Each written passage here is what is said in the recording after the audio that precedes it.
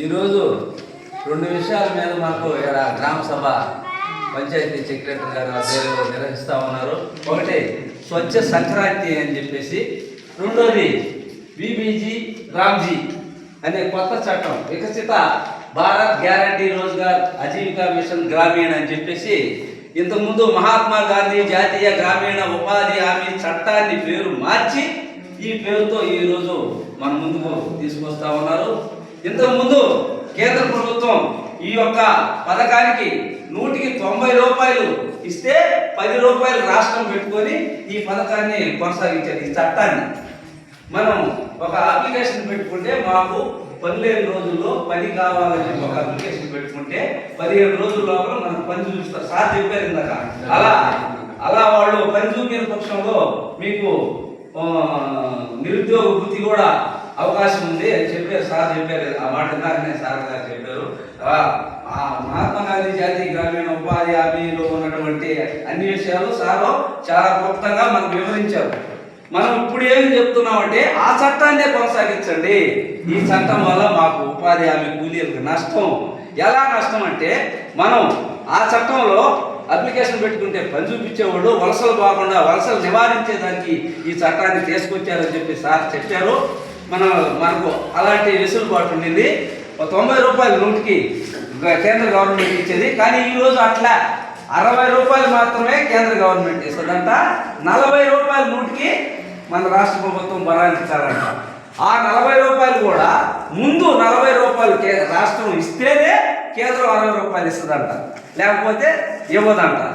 ఆ విధంగా ఇంకో 4 రకాల పనులుగా దీన్ని విభజిస్తారంట. ఏదన్నా మనుషులు చేసే పని అత్యవసరం అయితే యంత్రాలు పెట్టి చేస్తారంట. యంత్రాలు ఈ యొక్క ఉపాధి హామీ పథకంలోకి వస్తే కాంట్రాక్టర్లు వస్తారు. కాంట్రాక్టర్లు జోబులు నింపుకుంటారు తప్ప మన ఉపాధి హామీ కూలీలకు పని చూపించే అవకాశం ఉండదు. అందుకని చెప్పేసి ఈ యొక్క ఇది చట్టం కాదు, ఈ గ్రామీణ ఇది వికసిత భారత్ గ్యారంటీ రోజ్గార్ ఆజీవికా మిషన్ గ్రామీణ అనేది ఇది చట్టం కాదు, ఇది స్కీము. ఉంటే ఉంటుంది, వాళ్ళు వద్దనుకున్నప్పుడు తీసేస్తారు. కానీ అది మహాత్మా గాంధీ జాతీయ గ్రామీణ ఉపాధి హామీ చట్టం ఖచ్చితంగా మనకు 100 రోజులు పని చూపించాల్సినటువంటి చట్టం.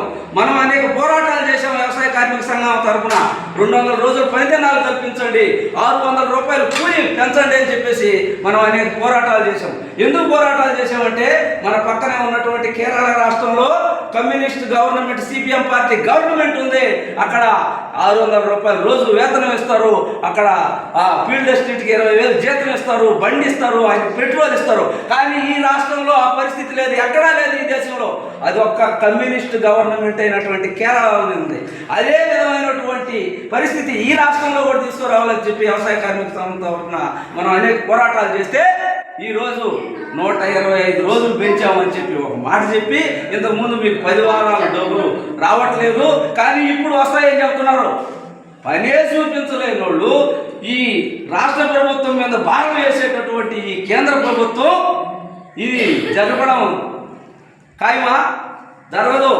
పని చూపించరు, పని పక్కదారి పట్టిస్తారు, రాష్ట్ర ప్రభుత్వం మీద దోషేస్తారు. వాళ్ళు రిలీజ్ చేయలేదు కాబట్టి మేము రిలీజ్ చేయలేదని చెప్పేసి రాష్ట్ర ప్రభుత్వం మీద నిడపడం నెట్టి మన కూలి కూడా వచ్చే పరిస్థితి లేదు. ఈ చట్టం, ఈ పథకం వద్దు మనకు. అందుకనే మహాత్మా గాంధీ జాతీయ గ్రామీణ ఉపాధి హామీ చట్టం 2005 చట్టాన్నే కొనసాగించాలని చెప్పేసి మనం ఈరోజు సార్ గారికి మనం అర్జీ ఇవ్వడం జరిగింది. మన గౌరవ సర్పంచ్ గారు, గౌరవ మన పంచాయతీ సెక్రటరీ గారు కూడా ఈ యొక్క పంచాయతీ తీర్మానాన్ని మన ప్రభుత్వానికి ఈ విధంగా మనం కోరిన విధంగా ఆ పాత చట్టమే కావాలా, ఈ బీబీజీ రామ్జీ ఈ పథకం వద్దని చెప్పేసి ఈ యొక్క తీర్మానం చేసి పంపిస్తామని చెప్పి వీళ్ళందరినీ చేతులు జోడించి ప్రార్థిస్తూ మన అధికారులు నేను కోరుకుంటా ఉన్నాం మన అందరి తరఫున.